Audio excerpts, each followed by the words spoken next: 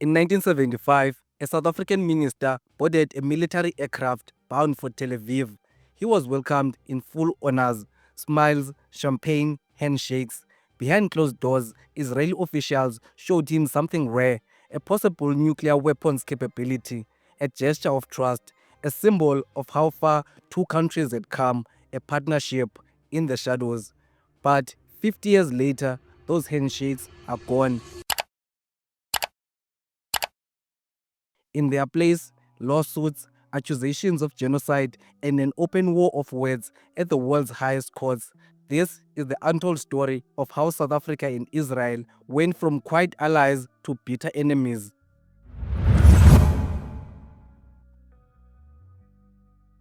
It began in 1948, two nations, two traumas. Israel was born after the aftermath of the Holocaust. South Africa was solidifying its apartheid system. Both faced enemies on their borders. Both saw themselves as surrounded, threatened, misunderstood. But their pathways quickly diverged. South Africa fell deeper into racial segregation, turning into a global pariah. Israel, meanwhile, gained Western backing, a survivor nation, armed and rising. And yet, their isolation would eventually bring them together. By the 1970s, the world was shifting. South Africa was banned from the Olympics, cut off from weapons trade, sanctions for its brutal system of the apartheid. Under Prime Minister John Vorster, South Africa began viewing Israel as a valuable partner.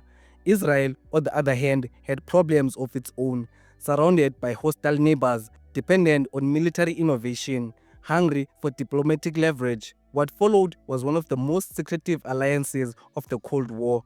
Documents declassified would later reveal joint weapons development programs, the alleged exchange of nuclear missile technology, and the multi-billion-dollar trade in arms, intelligence, and training. In 1975, a controversial Israel-South African agreement allegedly included discussion of nuclear warheads, though Israel has never confirmed or denied it. Israel pilots helped train South African Air Force. South African uranium was rumored to power Israel reactors, and both governments kept it quiet because both knew if the world would find out, it would literally explode. But while the alliance thrived in shadows, the streets were on fire.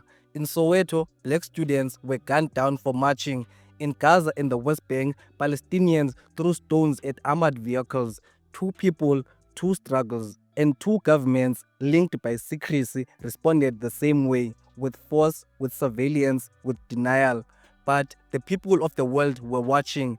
Protests erupted in London, in New York, in Lagos, and in Tehran, and the oppressed saw each other. Nelson Mandela said it himself, "Our freedom is incomplete without the freedom of Palestinians." In the 1990s, everything changed.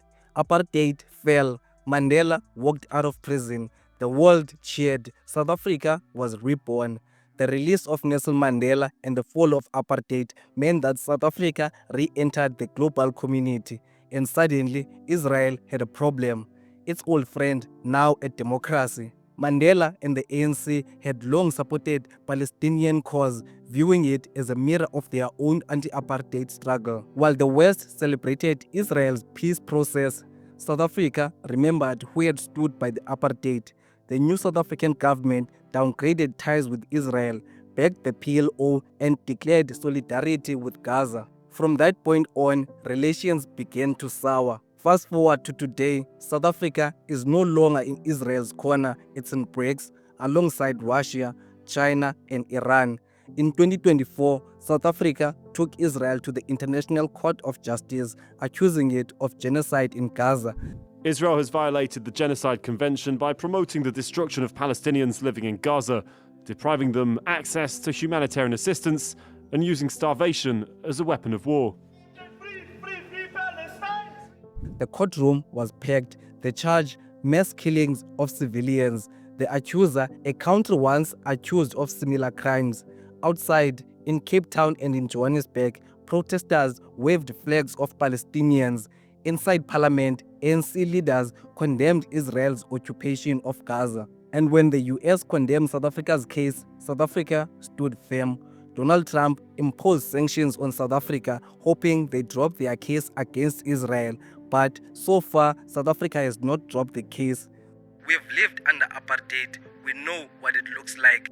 The fallout hasn't stopped.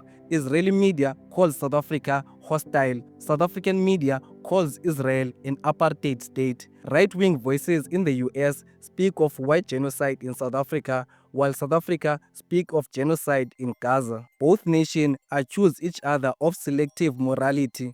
Both claim they know the pain of persecution, and both now stand on opposite sides of history. Once they were allies in secrecy. These two countries developed nuclear weapons in secrecy, but South Africa dismantled their warheads just before the apartheid regime ended. Israel, on the other side, keeps denying it possesses nuclear weapons. Now both countries are enemies in full view. Their histories are tangled in memory, in morality, and in blood. Because when one country forgets its own past, another might remind it. And sometimes the loudest courtroom in the world is the one built in silence.